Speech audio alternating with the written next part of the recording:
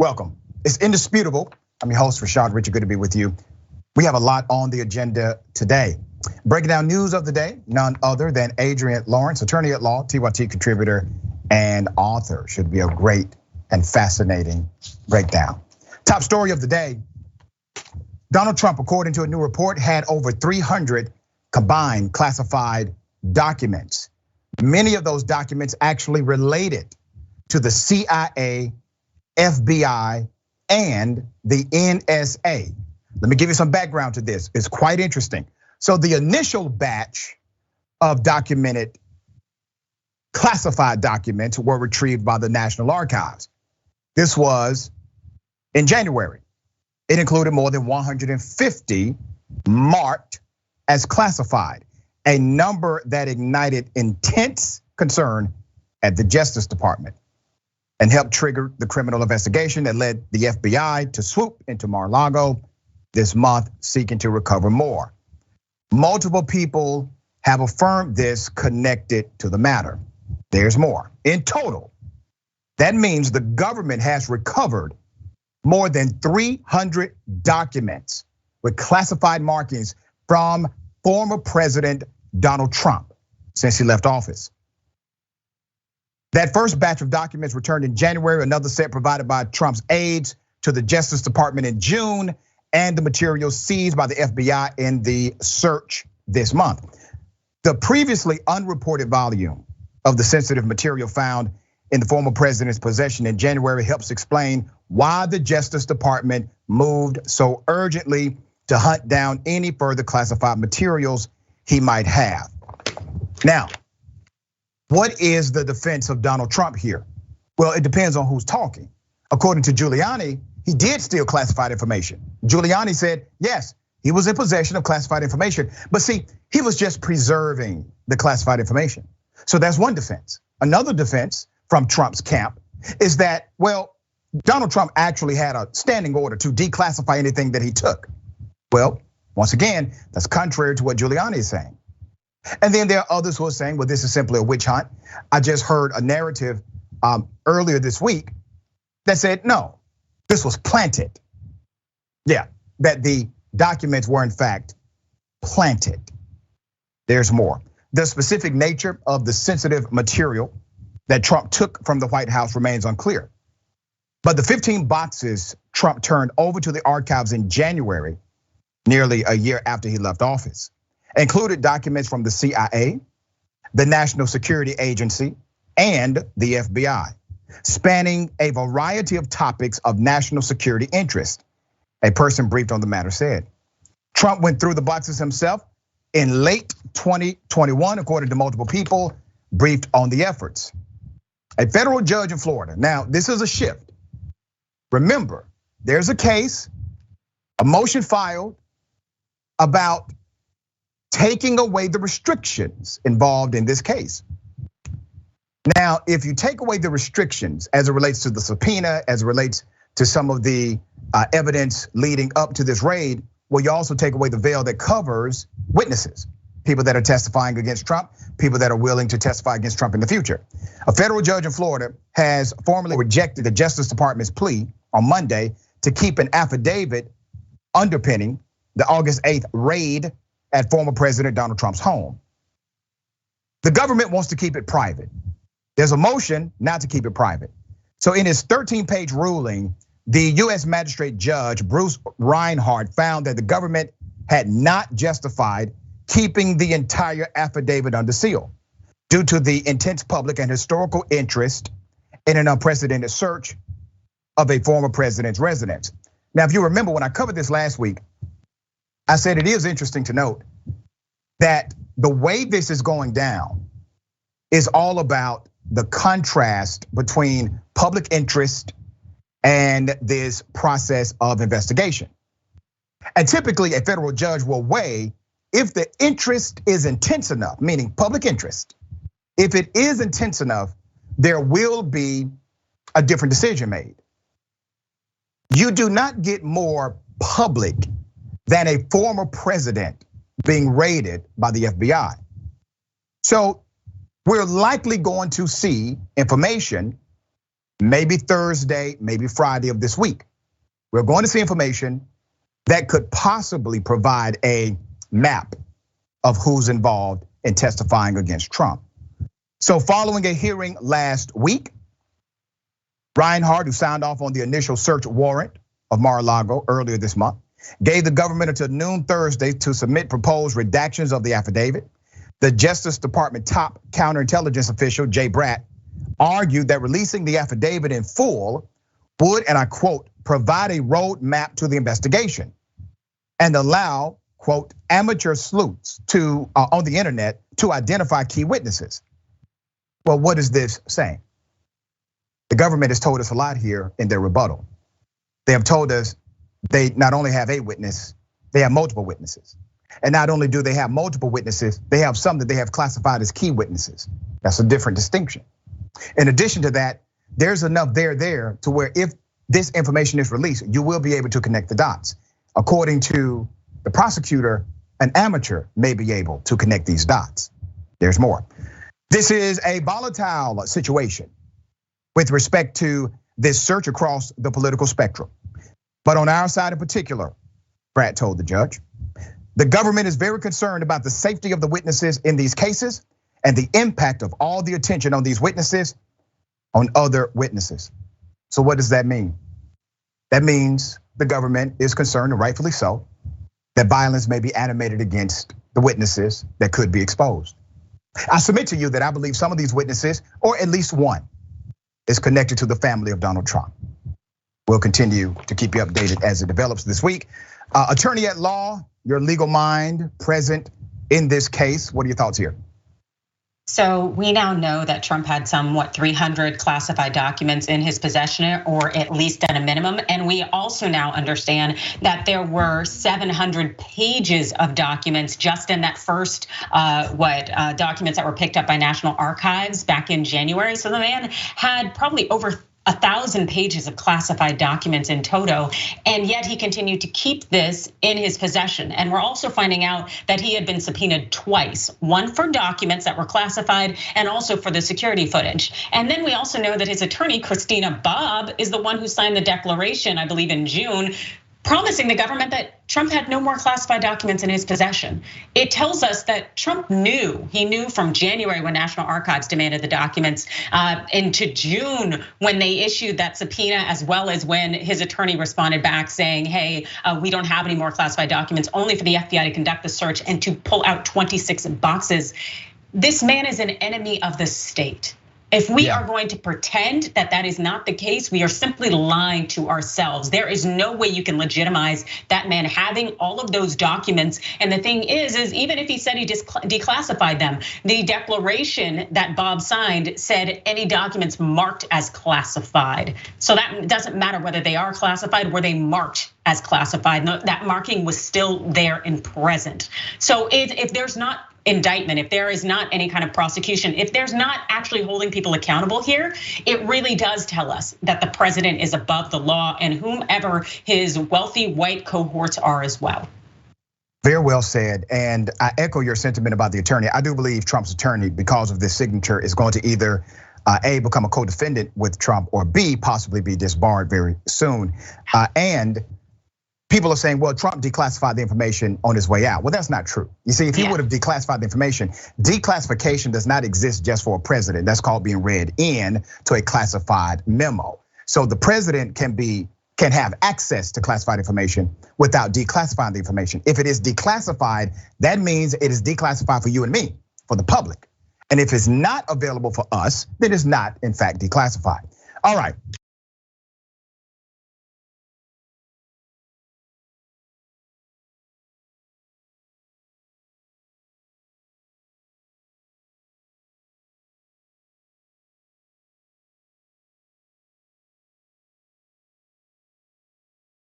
Very sad story. A drunk cop, a drunk police officer, rear ends a driver, injures a child, and they cover it up. Well, we're going to expose it right here. Let's do this. Let's put up the picture of the officer that was involved.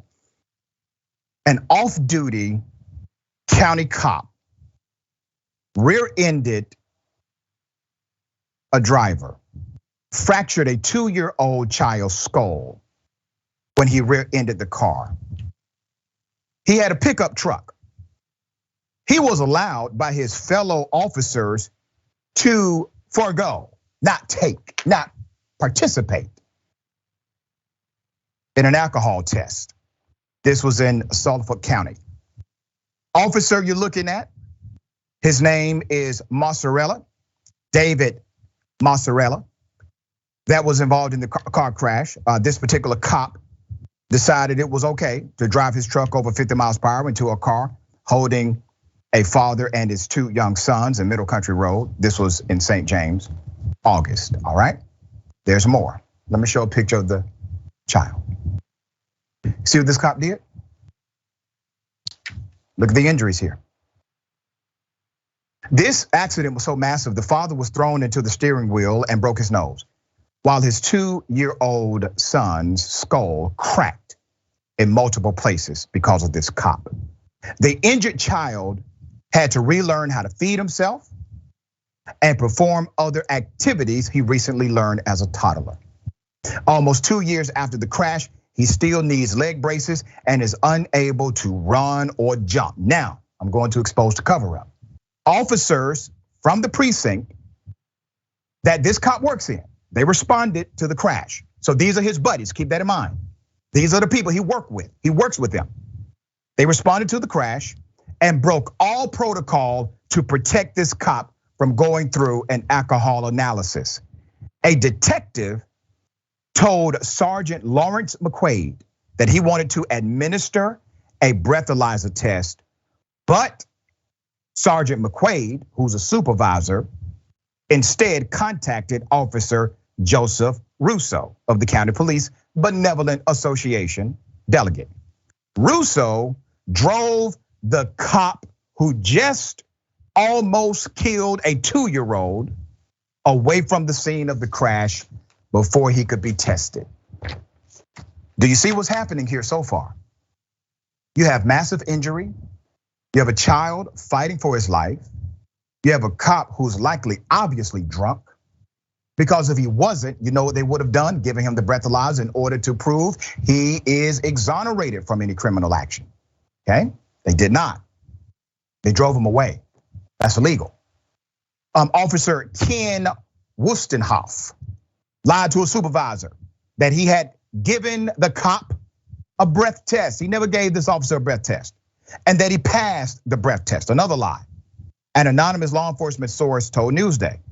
Wustenhoff later retracted his report, which means he committed a felony.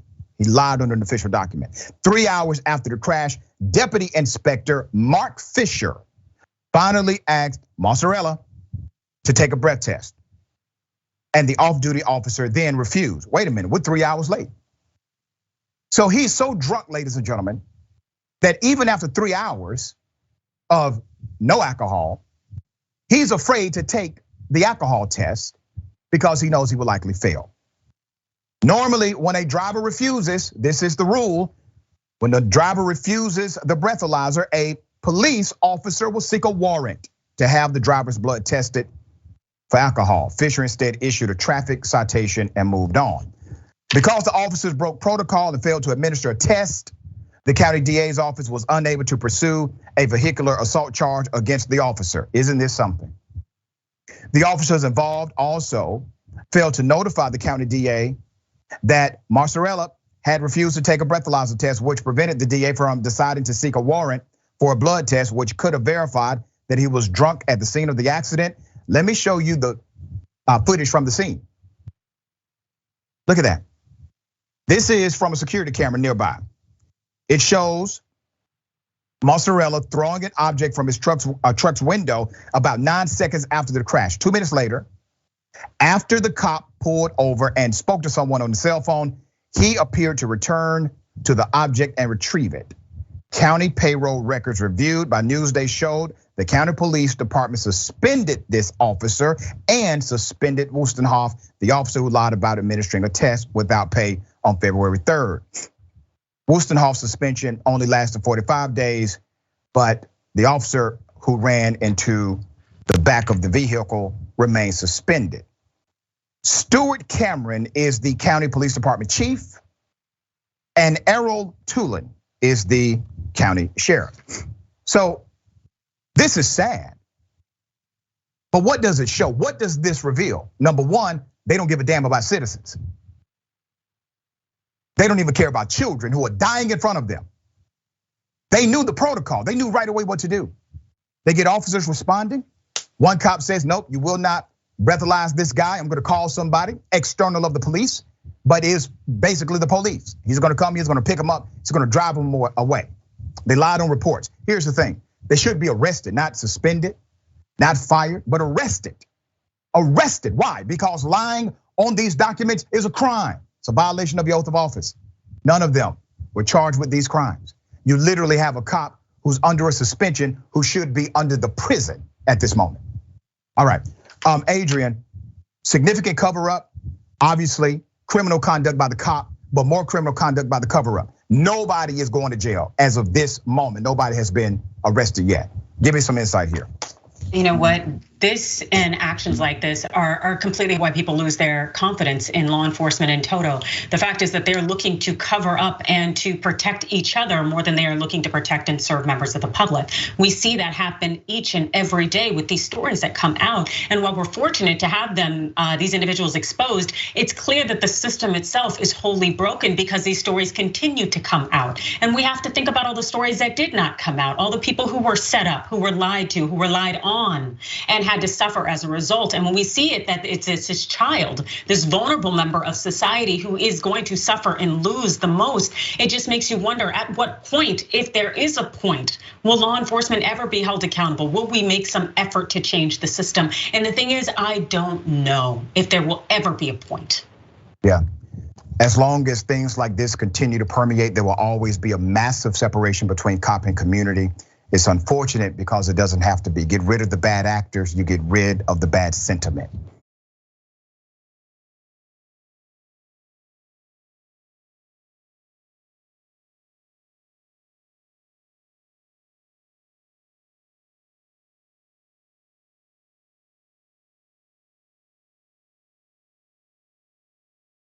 A woman, 48 years of age, black woman, has a mental health crisis. The cops come and decide to punch her. Here's the video.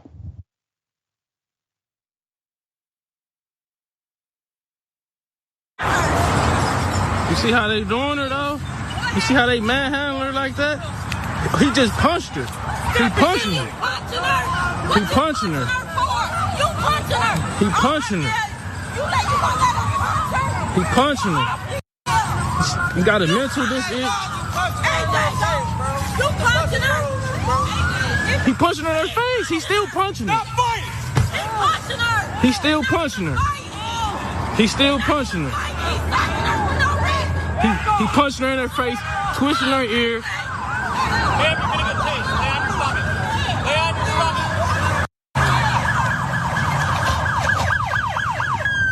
He punched her and she got a mental disorder. Look how many people on.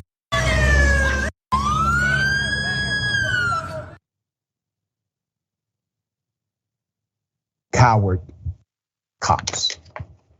I'm gonna give you some background to this horrific story. Let's put up a picture of the daughter.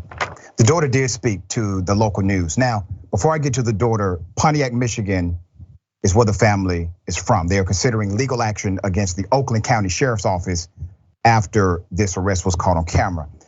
You see the officers repeatedly punch this woman. She was in a mental health crisis. That's why 911 was called. This is her daughter.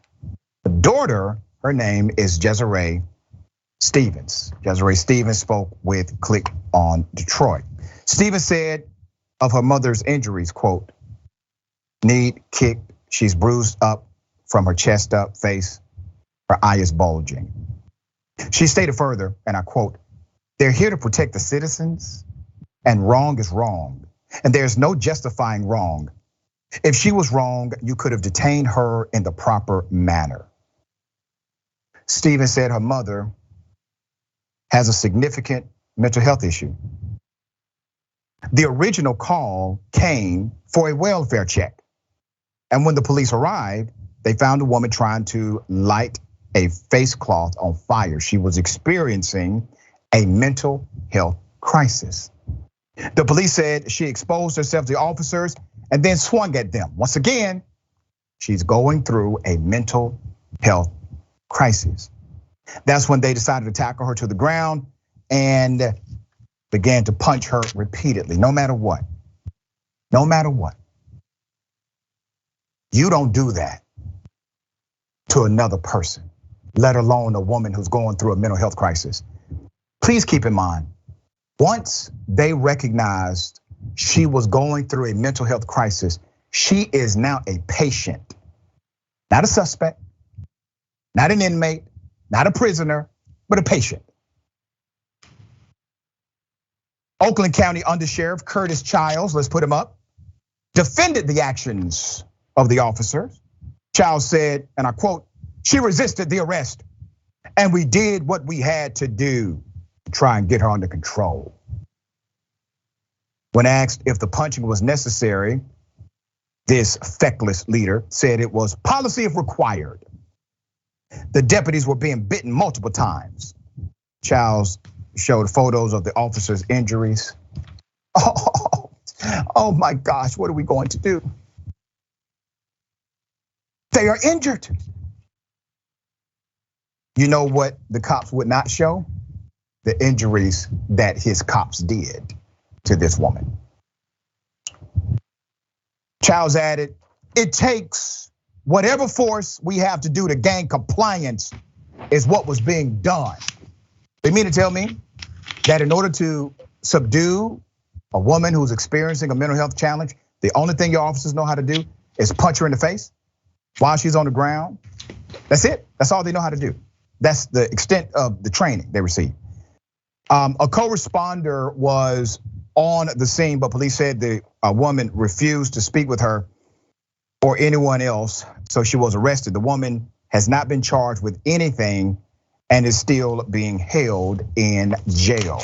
Once again, not only a failure of leadership evidenced by the supervisor here, the undersheriff, it's a failure of protocol, culture, and policy with the actual sheriff's office. A failure systemically as it relates to mental health care, not only in their county, but frankly across the country. All of these failures compounding on one individual at one time who's going through a mental health crisis. She should have been going to a hospital, not going to a jail. All right, Adrienne, thoughts here. Of women in the United States, Black women are only about 13%, yet we're 28% of individuals who are murdered by police when we're unarmed, as well as just 20% of those who police kill. It really does show you that police officers continue to see Black women as being violent and criminal, even if we're simply having a mental health episode. The thing is that law enforcement officers need to stop acting like they are street thugs. Just because a suspect may hit you or push you doesn't mean you should pulverize them. The goal is to merely subdue that person and to stop them from engaging in behavior that could be harmful to themselves or to others, not to punish them, not to be judge and jury and to beat the hell out of them simply because they bit you or they kicked you or hit you. You're supposed to be the bigger person because you are armed with the law and as well as lethal force. Yet it seems like so many officers have forgotten that and really take it as an opportunity simply to beat the hell out of everyday citizens who simply need help. Yeah, it's ridiculous. They won't want someone to treat their sister, their mama, their daughter like that, but they have no problem treating Black women in that manner. We're gonna continue to follow this story as it develops. We got more on the other side. It's indisputable. Stick and stay.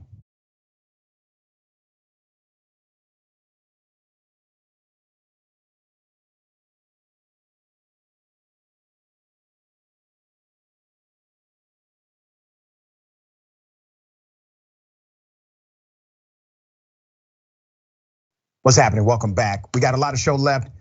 Let me remind everyone, membership is available right there. If you're watching via YouTube, click join, multiple levels to become a member.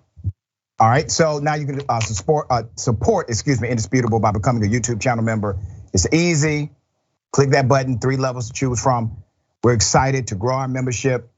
We actually just exceeded 1 million 1 million followers on Facebook and YouTube combined. We're well over 1 million at this point. I thank you for so much support. Thank you. All right. Faro, Portugal, Blue Blazer regular, 300 documents, question mark. This is like 600 years of reading material for the illiterate president. That's right. Yeah, he have a tough time getting through it. Conrad Williams, it's indisputable that cops are corrupt. It's no longer an issue of bad apples. The tree is rotten. It must be uprooted and replaced. Correct. Agreed. All right, let's go to Chaplain Fred, AKA Prayer Dragon. Dr. Richard, do you really think Trump, and thank you for that, Chaplain, do you really think Trump will ever see the inside of a jail cell? Democrats are afraid of an insurrection/civil war. Trump is laughing, all right? Chaplain, as much as it pains me to say this, I do not believe Trump will actually go to prison. I do believe he can be indicted. I do believe he can be found guilty or plead guilty. But as far as him going to prison, I think a federal judge would likely suspend his sentence, knowing that he's around Secret Service every day, and he will be mandated to remain under that supervision if it comes to it. C. Michael Henson, thank you, C. Michael. Dr. Rich, after teaching in the classroom and being a parent for a combined 22 years, need to write a book and sell it to the GOP called How to Get Your Lie Straight. I mean, really, yeah, exactly. But the thing is, they don't have to. They can just keep lying and somehow it works for them. Stoneflower Dragon, thank you so much. Anthony McClendon, thank you so much. Anthony says, I'm surprised these county cops didn't falsify the police report. So to say that the father of the 2-year-old boy was the one that fought for the accident. Really interesting. Okay. I got something for everybody. Ladies and gentlemen, I wish you Karen would. You want to call the police on them for having a barbecue on a Sunday. You're still free. Back off. I'm going to tell them there's an African American man threatening my life. I'm going to take what? Say that. Matter of fact, say that one more. I don't have to try. I don't have to try. You are so up and you don't realize it. You don't realize it. I thought you was cool. And you gonna sit here and call him a while you sitting beside an African American woman? You are stupid. You need to be locked up. I hope they lock the ass up. Because you a dumbass bitch. You a dumb bitch. Who the is a you done lost, bitch, you done lost no. Consequences and repercussions. Now I have more video here. This is a throwback, okay? There's more. You done lost no. You understand me? You are stupid.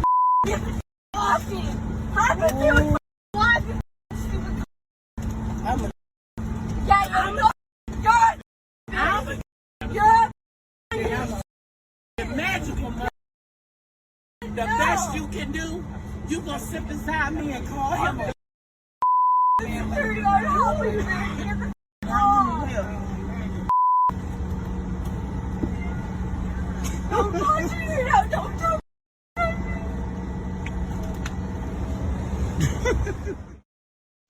Karenicity in this one runs deep. A lot to unpack here, all right? Karens are dangerous. So this particular Karen decides to call an employee the N-word while sitting next to a black woman. But the black woman defended that employee, and that's when things became hostile. Interesting to note, the black woman was being removed even though the white woman was the one being racist. I know there are some people who push back on this on social media and say, well, that was just a word. It should not have gone that far. Well, let's be very clear. The Karen in this scenario is drunk, right? She's likely intoxicated. That doesn't give you a free pass to be racist. In addition to that, who started the disturbance? Well, whoever is the racist person started the disturbance. And then there was a response to the disturbance. And do you not find it ironic that when she feels as if she's in danger, she starts calling on the black employee to help her? All right, there's something interesting about Karens and airports. We have had a lot of stories about Karens and airports. This is another one I came across. Here it is.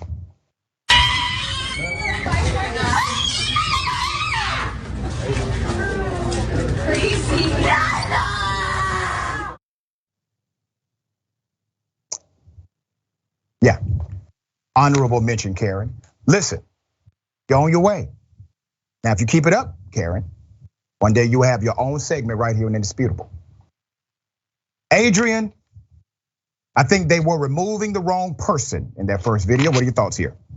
Well, I can tell you with these Karen airport videos, it's clear to me that TSA is screening for the wrong thing. Right. That something needs to be done because this is very, very not good. As far as the first video goes, the woman was drunk. The white woman, the Karen, was drunk. And her racism popped out. Probably because she was inebriated, but she's still racist at heart. This is who this person is. That word doesn't just show up when your blood alcohol level hits a certain point. No, this is in you. This is who you are. And the fact that she felt that she should unleash that weaponized term onto a woman, and number one, also that woman is the one who has to be removed. It's very bothersome for me. I don't like anything about this situation, especially also seeing that Karen go ahead and pull her white woman tears in the aftermath as though she is the victim. No, not at all. And I do hope that she was charged with something at the end of the day, that she faced some consequences, because to act like the black woman is the problem in this situation when she is the one subject to a highly racist and highly problematic term and behavior from this drunk white Karen, get the hell out of here. Yeah. It's disgusting. And what she did was incite violence. That's what this Karen did, all right?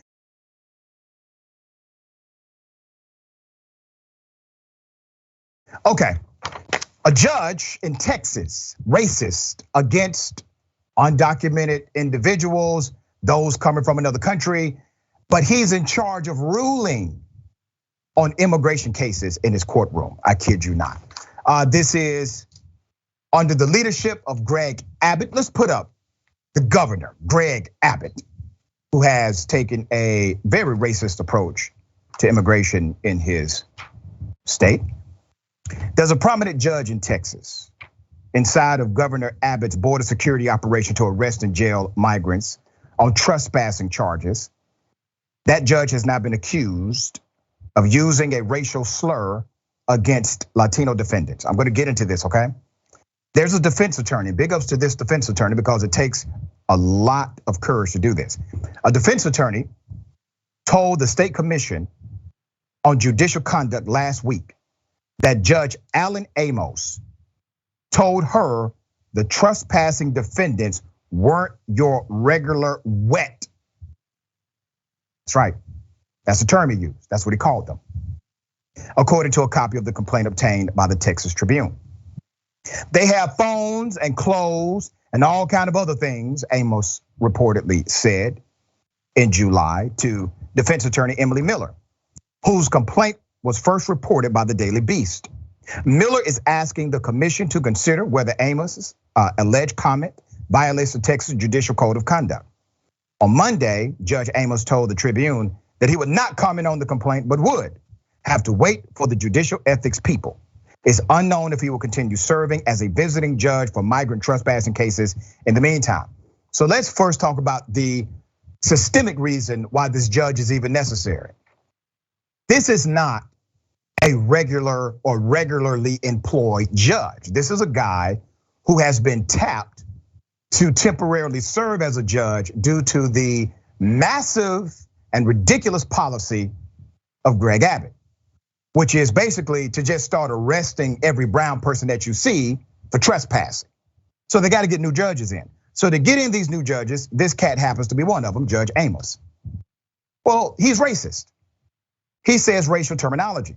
And then he rules in cases dealing with the same people he obviously despises. Why is this even a consideration? Why are we even talking about if he should remain on the bench or not? It's ridiculous.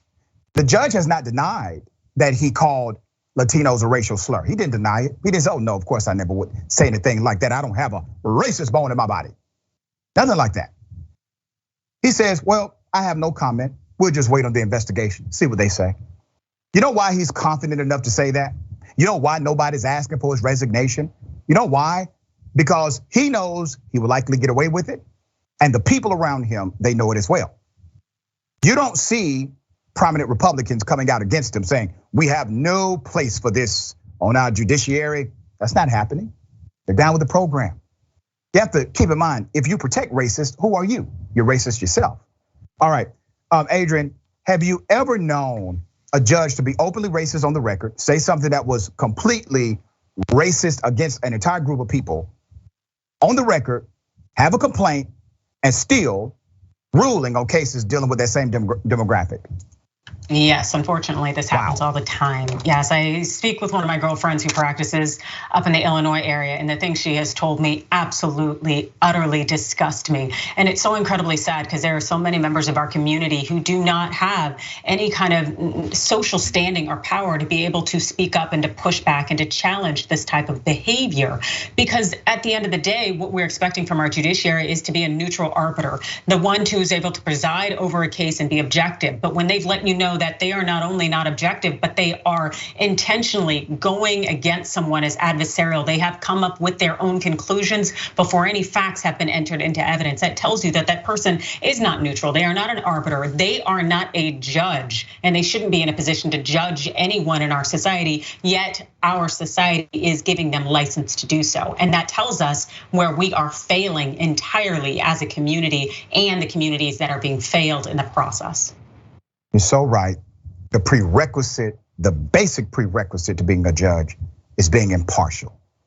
And if you believe that an entire group of people deserve your racist slur, there is no way possible you can be impartial.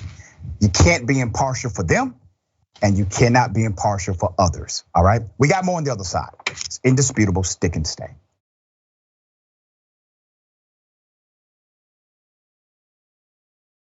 Welcome back. We got a lot of show left. Okay, let me read some of these amazing comments. Don't forget about the coverage today. We got progressives running against the establishment again, head to head. Another round of primaries tonight. Tune in at 8 p.m. Eastern time, 5 p.m. Pacific time. Catch the crew, cover the races that you care about, New York and Florida. Watch on tyt.com/live, tyt.com/live. All right. Greyhound Dragon says, Karen should not be allowed to drink, especially at airports. You know, I'm for that, but I don't think it will stop the Karenicity we see. All right, Chai Massey or Chi Massey. Remember the movie Throw Mama from the Train? They need a Karenized sequel. Throw Kara from the plane. That's so wrong. See Michael Henson. The incident on that airplane with Karen reminds me of back in the day when Big Mama could and would discipline anyone's child at any time. Chaplain Fred says, this is a Karen possessing this poor girl. You're right. That was the Karenicity, jumping from one body to the next. We've learned something new about Karenicity now. Okay, an Uber driver. Yes, an Uber driver driving his car. He sees a burning fire. He sees a building on fire. He jumps out of the car, goes inside of the building, saves people, gets back in the car because he has a passenger and gets her to the destination on time. I kid you not. Let's put up a picture of this hero. This is amazing. His name is Fritz, Mr. Fritz Sam. Fritz Sam is a New York Uber driver. He is being called a hero after running into a burning building and saving the residents while on the clock. He tells his story of the rescue. Here it is. My name is Fritz Sam. I've been driving with Uber since 2015. So my second passenger pickup, heading towards LaGuardia Airport. She was on track. 5 minutes into the trip, we noticed there was a commotion going on the sidewalk, and we look closely, and then all of a sudden we see a fire come out the second story window. So I asked, hey, is it okay to pull over? She's like, yeah, guys, pull over. And so we're screaming at the top of lungs, get out, get out. I think I heard somebody say, oh, someone's still inside. So I handed my phone to whoever was next to me and said, here, take this. And I darted up the staircase. So I went upstairs, and it was laid on top of the staircase. I kind of grabbed her hand. So we were walking downstairs. I'm still talking to her. We're going upstairs. Don't worry, it's okay, don't worry. And then by the time we get downstairs, I walked her outside. I didn't go outside, but I kind of led her to the door. And at the same time, the first firefighter was coming to the door. So now I'm running towards my car. We got in the car, so I apologized to her. She was like, nah, don't worry about it. Got in the car, and we headed towards the airport. And it was just kind of like, wow, I was like, look, all I know is I can't tell my wife. I ain't gonna tell nobody. That is a hero. He did not toot his own horn. Somebody else did that for him. Let's put up his picture again. Mr. Fritz, Sam is his name. Sam told the Washington Post he believed it was his responsibility to help the people in the building. It's not my family, but it's someone else's family, he said. If it was my family and I wasn't able to be there, I would hope that somebody else would go in and help them. Neighbors weren't sure if there were still people inside. Okay, that's the building. So Sam ran into the brownstone. He rescued a man on the first floor and a woman on the second floor. Firefighters and other first responders arrived on the scene 6 minutes after Sam approached the building. The Uber driver had cleared the entire building by that time. No one was inside and no one was injured. Who was he driving? Let's put up the picture of Jemima James Wee. That was the passenger. She's a writer. She was on her way to a writer's conference and still made her flight on time. She tweeted about Sam's heroic efforts, and after her tweet, it went viral. The two have now made media appearances together. Let me tell you why it's important to highlight this story. That's the humanity that we're missing in our political conversation. That's the humanity we're missing in our policy conversations. You know how many policy meetings I've been in where people talk about everything but the people? This individual represents the best of us. He represents a deep care and instinctive concern for human beings. We've lost that somewhere. We've lost that, especially in our political class that has evaporated. You know what the difference is? This man has heart. This man has compassion. He did not think of himself, he thought of others. Now, if we could put people like him in position of public policy, if we could put people like him in position of political trust, the world would be a much better place. But see, good people like him don't want to be in political office. You know why? Because good people get attacked. Their families become targets. It's tough. It's a hard game. Which means we are left with the bottom of the barrel, literally, when we start choosing our officials to govern the money we give them. All right, Adrienne, thoughts on this hero? You know, I like everything about this story. It does make you feel a little bit better knowing that there are people out there like this gentleman and also the woman in the car, because she easily could have complained about, potentially jeopardizing her flight. But by virtue of the fact that she was there and she did have the skill set as a writer to really amplify the altruism here, it just, it kind of bolsters any kind of thought that there are good people in society and that we're not alone in this walk. Yeah, well said. All right.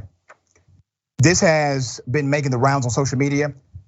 Let's just put the picture up full mass here. I would try to explain as much as I can about this, but still a lot of unanswered questions.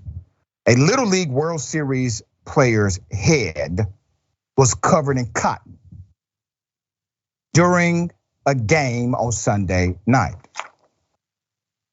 So this went out on social media. Obviously, many were outraged considering the black player didn't appear to be laughing about it. Now, the kids around him, they are in fact white, okay? When you look at the full video, you see that clearly. The incident happened in the 8th inning of the Red Sox versus Orioles Little League Classic game in Pennsylvania, when several members of the Davenport, Iowa Little League team, who are white, took stuffing out of giveaway toys and placed it on a black teammate's head. So the Little League World Series, they did submit a quote. Spokesperson said, after speaking with the team, as well as reviewing photos, multiple players on the Midwest region team were taking part in this while enjoying the game. As only one player appeared on the broadcast, Little League International understands that the actions could be perceived as racially insensitive. Okay, we get that statement, all right? I don't know what adult supervision allowed this to happen. Obviously, adults are there. It's a Little League game. They got coaches, they got parents, they have support staff. I played baseball. They allowed this to happen. So that's one failure. Number two, Maybe one of the kids thought this would be funny because of what they've learned from their own home. And number 3, the reason we are aware of this is because the cameraman or camera woman decided to focus in on this while it was happening at the end of the game. So we are made aware of it on live television because they made a conscious decision to say, hey, let's show them picking cotton off of this black child's head. So I'm not sure why that decision was made. There has been no response from the camera person who made the decision, but obviously the insensitivities are well noted here. The racial bias, staggering. Adrienne, thoughts on this? You know, it seemed that the Little League wanted to pretend like this wasn't anything significant and that it was unintentional, but they understand that it could be a bad look. The reality is that this is a black child surrounded by white children trying to put cotton on the child's head. And even if they weren't doing that specifically with the thought of a black child picking cotton, the fact is that they're targeting him in some way that isolates him, putting this white stuff on his hair that's almost also creating this seeming white identity, cloaking him in it. The fact that he is alone targeted, it just really says a lot about the environment there. And as you've noted, what these children are exposed to at home, what their belief structure has already been established to be. But we can't ignore the fact that this is what racism looks like. And this is a product of it. That's right. We can call it unconscious bias, systemic racism, whatever you want to call it. The impact is the same. All right. On the other side of that, a young kid now feels the adverse impact of racial bias. We got more on the other side. It's indisputable, stick and stuff.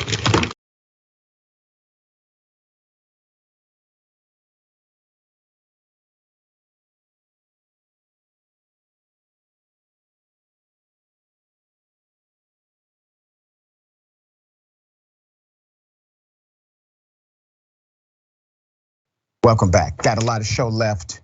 All right, big deal coming. Don't forget, Unbossed with Nina Turner. Boom, loving it. That's coming very soon, October 17th, daily. Tune in at 4 p.m. Eastern time, 1 p.m. Pacific time. You can subscribe to Unbossed with Nina Turner right now. You can go to tyt.com/unbossed, TYT. All right, this is good stuff. Very proud of my sister. Looking forward to this. Let me read a couple of comments. Kind of pressed for time. Next, TYT reporter says, new watch material for police officers. This is called bravery. That's right. That's right. All right, Snack Panther, welcome to Indisputable. Thank you so much for that. Latif, AKA Colossus Mahiz, upgraded membership to Double Doser. There you go. I appreciate you doing that. Joseph Brookins, welcome to Indisputable. Bless you, thank you. Sweetback Lightning. I hope someone will explain. You had no concept of what was happening, but let's read this book and talk about some things you need to know. That's right, take it as an opportunity to learn, talking about the Little League game and the cotton. All right, there's a man who pulled the knife on the wrong guy. Now, there's a lot of mixed feelings about this. Here's a video. Does it matter to you? You're going straight. You ain't see the stop sign? There's kids around here. You can't blaze through the stop sign, jerk off. You didn't blaze through the stop sign. Yeah, you did. You didn't stop, bro. You didn't stop. You blazed through the stop sign. No, I'm not the police. I'm telling you, stop at that stop sign. There's kids around here. I'm minding this guy. I'm minding my business. I'm minding my business. I'm minding your bitch. I'll be like, yeah, I got something for you. I'll stick it right up your ass. Yeah. Come on. Oh, get on the ground. Honey, call 911. No. Get on the ground. Can you call 911? Get on the ground. Can you call 911? Okay. Get on the ground now. Put your hands on your head. Where the f do you think you are? I'm telling you, there's kids around here. Don't pull a f. You were coming at me. Put your hands on your head. Myself. I was here. Put your hands on your head. Hey, Ma! Well, that escalated quickly. The guy literally brought a knife to a gunfight. I have more video. The individual decided to call his family. His family comes, here's what happened. He pulled a knife on me. Step back, man. Step back. Step back. Step back. No, I'm not stepping Step back. You're back. gonna have to shoot me. Step back. No. He pulled a knife on me. Why? He pulled a knife on me because he's psycho and having an episode. Get the I want to see your badge. right here. No. Call 911. Tell them my husband's a cop, please. Call them. Tell them to hurry. No. I'm the NYPD. I live here. You're not NY. You're not New Jersey PD. This is not New Jersey. Let's try. This is Rockland County. Step back. Step back. Step back away from me. Why? Step back away from me. Jail. Step back away from me right now. Can I ask you a question? What's going to kill you faster, a knife or a gun? Okay. A knife. Go ahead, honey. Try. Jail. A knife. Nice try. Have a nice day. All right, so this guy was a cop, looks like out of his jurisdiction, but a police officer. The individual was aggressive. The other individual said he would pull out a knife, and he did. And started to approach this cop. Let's put up the pic here. The graphic that we have is really interesting. Both the cop and the knife wielder have not been identified at this time. There has been speculation that the cop was undercover in the middle of an investigation. Obviously, we know that not to be true. But granted, when this turned into him saying NYPD, and I know some people are going to push back on me, and I'm okay with that. What I see is an argument between two men. All right, two men get into an argument. That argument could end up in a fight. It's called mutual combat. One person didn't want that smoke, the NYPD cop. He decided to then go from an argument, trash talking, colliding perhaps, to saying, let me put you under arrest now, I'm a cop. I don't think that's how the rules should work here. Because in my opinion, officer, you were just as much involved in the back and forth. I know the other guy was being aggressive too, but you engaged in no art of de-escalation. Okay, so Adrienne, I know that I may be in the minority opinion as it relates to this, but you have a cop who's supposed to be trained in de-escalation. The other individual was walking away. He decided to continue to talk trash. The other individual talked trash back. Looked like there may have been a mutual combat situation, but he decided to try to effect an arrest rather than stop the person from proceeding. He wanted to then arrest the guy. Is this proper police conduct? I would argue that it is not. I agree with you. It just seemed like it was an argument between two men that was absolutely unnecessary to begin with. And it went too far. And by that, I mean the officer pulling out his gun and trying to make an arrest when it's like, does it need to be that? Does it need to go that far? It's completely and totally seems to be unacceptable. And it does seem like it's definitely an abuse of power. And that really doesn't seem to be what you would want from someone who, again, is protecting and serving, but also a member of your community. They have to live in the same complex. What's the point of this? Yeah, and don't think I didn't notice how the woman in this story obviously benefited from significant privilege, because I guarantee you if a black man would have been in that cop's face like she was, something contrary would have happened. He decided not to go that far with her. All right.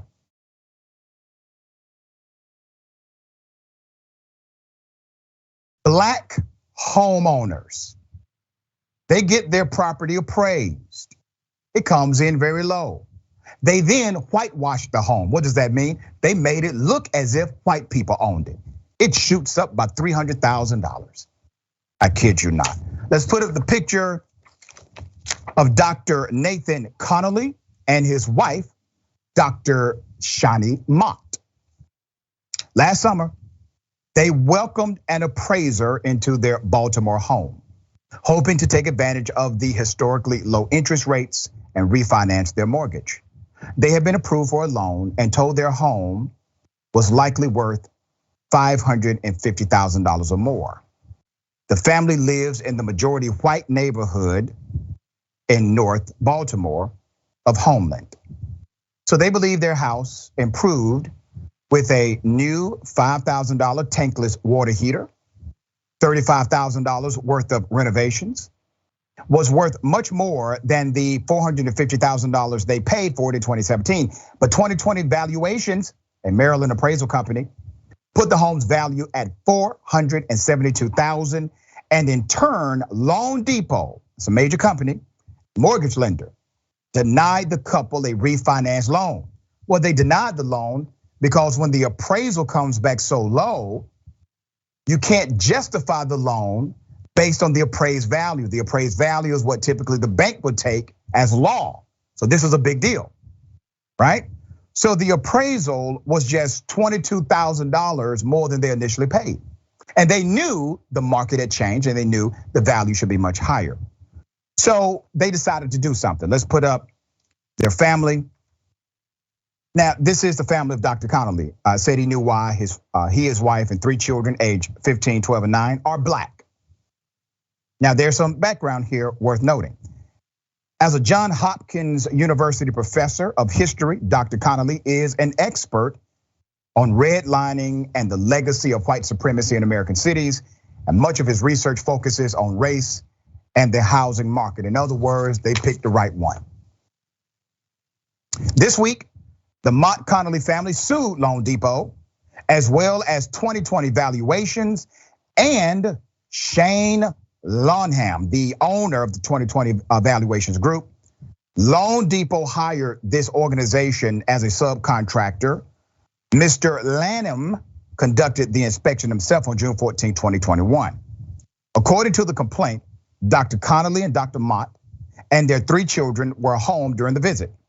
And their house was also filled with family photos, children's drawings of figures with dark skin, a poster for the film Black Panther, and literature by black authors.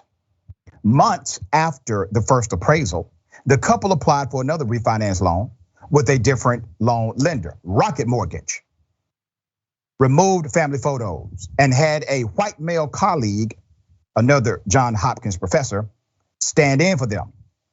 The second appraiser valued the house at $750,000.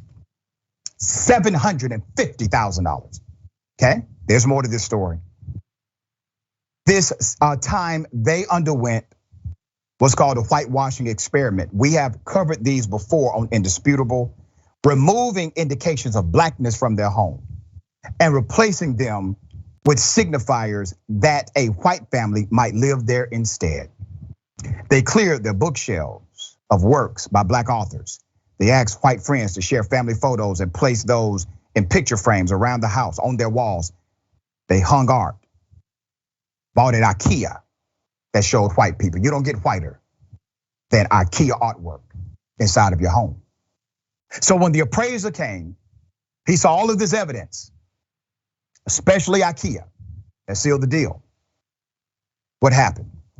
In the suit, the couple criticized how this appraiser did his job. In Mr. Lanham's appraisal, he selected 3 homes. This is his formula now. He selected 3 homes with values ranging from $435,000 to $545,000. A fourth comparable, which sold for $650,000, was ultimately not used in his valuation. The first home he used, the complaint argues, he considered a fixer-upper, which the home of Dr. Connolly and Dr. Mott is not. The second he used is outside of the boundaries of the Homeland neighborhood, amid a majority black census block of homes. So let me try to break this down some more. Basically what the appraiser did is he took one of the lowest valued homes that was a fixer-upper and said, okay, we're gonna use this as a marker. And then he utilized another home in a black community adjacent outside of the community of Homeland. And he said, okay, this is a black community, we're gonna use that one as a marker. And he comes up with the appraisal based on these models or measures, which are contrary to actual policy and protocol.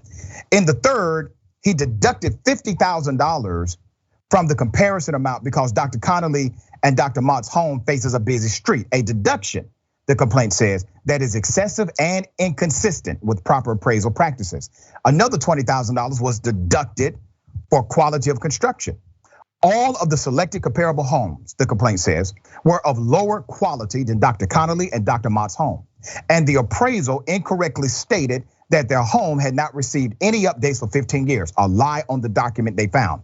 According to the complaint, Mr. Lanham cherry-picked low-value homes as comps.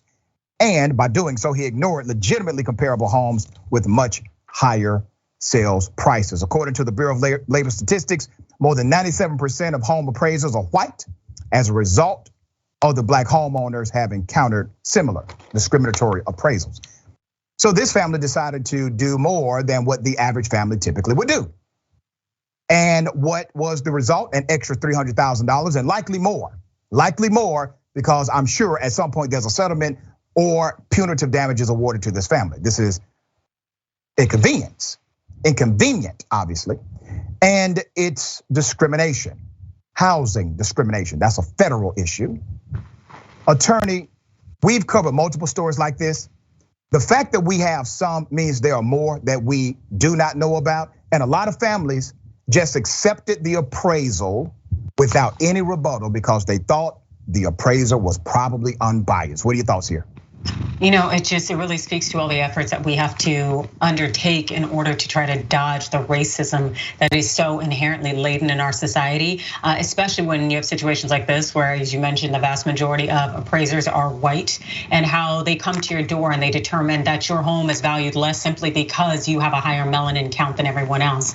And then the lies that are told to try to cover that up and conceal it. It really does show you how society is structured and such that black people continue to lose day in and day out the hundreds of thousands of dollars we lose when it comes to housing, when it comes to employment, in every aspect of society.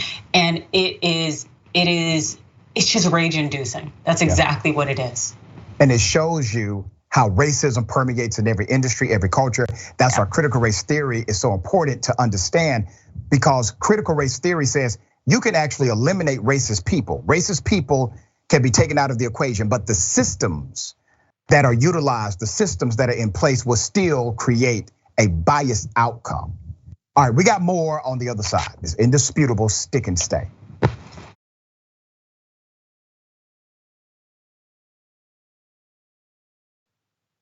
Welcome back. Okay, let me read some of these comments. Thank you for joining the conversation via comment. RX Ooze, thank you for that, RX. Should have laid out gluten-free crackers to raise the value even more. Okay. Kelly K, do off-duty cops always carry their service weapons and badges? That's interesting. Some of them do. Some of them do. Reverend Antoine L. Mason Sr., welcome to Indisputable. Thank you so much for joining. We appreciate your presence here. Twitch. All right. King Apple One. These two found each other. All right, talking about, okay, yeah, the man that pulls the knife. All right.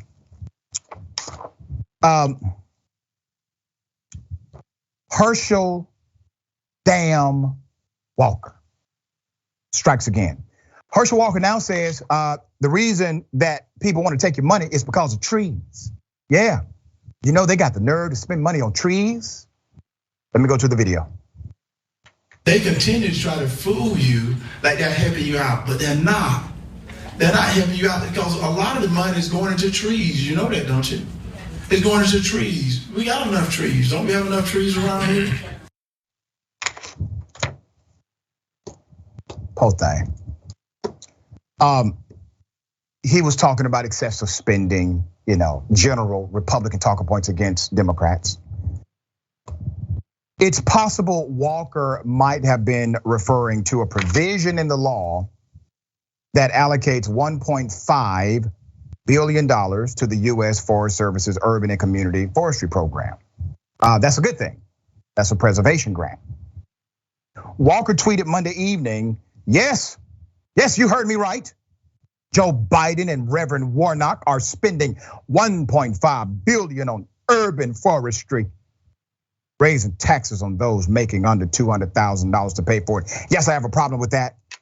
So obviously there's nuance and lies associated with this tweet, but it's politics, full contact sport here, right?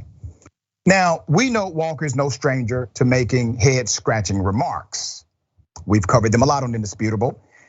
So here's another one about climate change. In a July 9th appearance, he spoke about climate change, suggesting that Georgia's good air decides to float over to China, replacing China's bad air, which goes back to Georgia, where we gotta clean that back up. And listen, I don't have the time to go over all of his ridiculous comments. So the producers here at Indisputable put a little something together for you. Here it is. One time, science said man came from apes. If that is true, why are there still apes? Think about it. Do you know right now I have something that can bring you into a building that will clean you from COVID as you walk through this dry mess? They don't want to talk about that. Senator Lewis is one of the greatest senators that's ever been, and for African American, that was absolutely incredible. I think them to throw his name on a bill, the voting rights, I think is a shame. First of all, when you look at the bill, it just doesn't fit what John Lewis stood for. He's in a church where man preached is not the color of your skin, but the content of your character. He's never talked about anyone's character. He's always talked about the color of someone's skin. Cain killed Abel, and that's the problem that we have. And I said, what we need to do is look into how we can stop those things. He talked about doing a disinformation. What about getting a department that can look at young men that's looking at women, that's looking at just social media? What about doing that, looking into things like that, and we can stop that way? Sir. We need a department to look into young men looking into young women. You just lost, brother. I have no idea what's going to happen. It's a damn shame that you're even competitive against Senator Raphael Warnock, who, by the way, will be on the show very soon, next week, I think. A damn shame. Adrienne, at this point, I'm kind of at a loss for words here. He's obviously incapable. His own team says he's incapable of leadership. They are continuing to prop him up, basically, to make him seem credible, and he's not. But he's talking, and the more he talks, the more information we get. He's still competitive. He could still win the US Senate race in Georgia. What are your thoughts? I think it's an absolute and utter shame. This person is not qualified. They have no legitimate plan. They can't even formulate a sentence in some way that it would actually be, communicating something that is worthwhile. It really is an embarrassment to see that this is someone who our society says, yes, they should be in a leadership position and role. It really also shows you this is what racism looks like when it is something that people are clinging to so steadfast that they're willing to put this individual up as their leader and put him again in a position of power. And they're willing to do that simply because they do not want an educated, informed, solid leader because that individual is a black man. Yeah, and they do not want an independent thinker. They don't want anyone who's actually able to think for themselves, look at information, look at evidence, make a conclusion. They don't want that. They want someone who will simply do what they are told to do, like a Herschel Walker. So that plays a big part of this entire manipulation happening in the Senate race. Okay, a woman is poisoned with a napkin on her birthday, okay? This is an interesting saga, still unresolved, all right? So a woman was poisoned on her birthday after touching a napkin she found on her car door. She explains the incident, here it is. What's up, y'all? It's me, Erin Dawn. I just want to share with y'all the experience that I had yesterday on my birthday. What started off as a great day turned into being one of the scariest moments of my life. I know y'all wondering what happened. After we finished eating, we walked to the car and I had a napkin sticking out of my door handle. So this isn't the actual napkin, but I just wanted to give y'all an idea of how it was sticking out the door handle. So when I saw it, I just picked it up with my fingernails like this and I tossed it out. I didn't touch the napkin, but guess what? I still opened the door with my fingertips. So once my husband got off the phone, I asked him, did you put a napkin in my door? And he was like, no. So immediately I started looking for the hand sanitizer. I'm like, oh my God. So he was just like, just go back inside, wash your hands. It's gonna be okay. I went inside, washed my hands, and maybe like 2 minutes later, my fingertips started tingling. Then maybe after about 5 minutes, my whole arm just started tingling. Then it started to feel numb. I got lightheaded. I felt like I couldn't breathe. I got hot. It just was a whole bunch of different feelings at one time, and I started to panic. Once we got to the emergency room, I explained to them what happened, and immediately they brought me to the back, took my blood pressure and everything. They say my vitals were not stable, so they immediately put me in a room and gave me some fluids.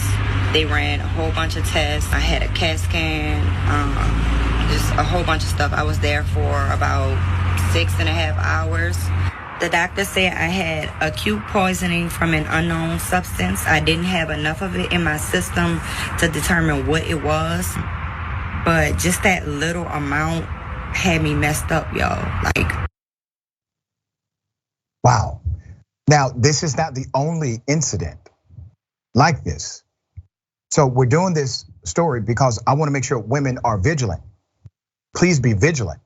If you see something like that on your car door, do not touch it. Call the police. All right, call 911, but do not touch it. Let's put up the picture of this young lady, full mass here. This was horrific. According to Fox 26, expert Mark Winter of the Southeast Houston Poison Center said the symptoms described by Ms. Sims matched hundreds of potential toxins. This despite doctors performing blood work, urine testing, and the CAT scan. They could not figure out exactly what it was, but it is clear to them that she was absolutely poisoned, no question about it. But they cannot find the poison, which means they cannot trace it, which means they cannot find the perpetrator. All right, Adrienne, thoughts on this? I think this is absolutely terrifying, particularly as there was a recent video that just came out about that happening to another woman who was leaving the zoo and feeling like there was a man following her and then seeing something in her door handle as well. It seems that people who are engaged in all sorts of criminal activity, targeting women, whether it's trafficking or some kind of assault, is that they are coming up with new tactics in order to subdue women and make it easier for them to be taken. And this is a very scary thing, in part because it's just the whole overarching attack on women and our bodies is something that is going on in society. And so to continue to have to fear for your safety in public places, it really just continues to make our lives hell. Yeah, it's so unfortunate. It is. Thank you so much for everything you do. Tell people how they can follow you, check out your great work. You can check me out on Rebel HQ, which is on Facebook as well as YouTube. Also, I'm on Twitter at Adrienne Law and Instagram at Adrienne Lawrence. All right. Ladies and gentlemen, remember, take care of yourself, take care of each other, take care of the planet. Remember, the truth is always indisputable. Welcome to Indisputable. I'm your host, Dr. Rashad Richard. We got a lot happening today. But what do we do on this show? We tell the truth. You know why we tell the truth? Because the truth is simply indisputable. Rashad, great to be here. Congratulations on the new show. And I gotta let everybody know that Rashad and I go way back. Here's the pattern that we see in all of these Karen stories. They think they own stuff they do not own. Now, where does that come from? I don't know, maybe slavery. Maybe they think they should still own black people. This is what happens when Karens weaponize the police. When you're used to privilege, equality seems like oppression. It hits you in a certain way when someone is holding you against your will, treating you like you're a criminal and you're an innocent person. This is something that black people face no matter where they are. A stronger black economy lends itself to a stronger, greater economy. Don't think it's exclusive of you, it's inclusive of you. What's your beef with critical race theory? It adds more fuel to the fire of the racist tendencies that we already have. We have a generation of problem solvers that can remedy the problem if they are properly taught what the problem is. You know who created redlining in this country? It was a white liberal. I don't give a damn who created it. If it's a racist policy, Shelley, here's what I don't know. I don't know. See, there you go filibustering, brother. You're scared of this truth, but you're gonna get it though.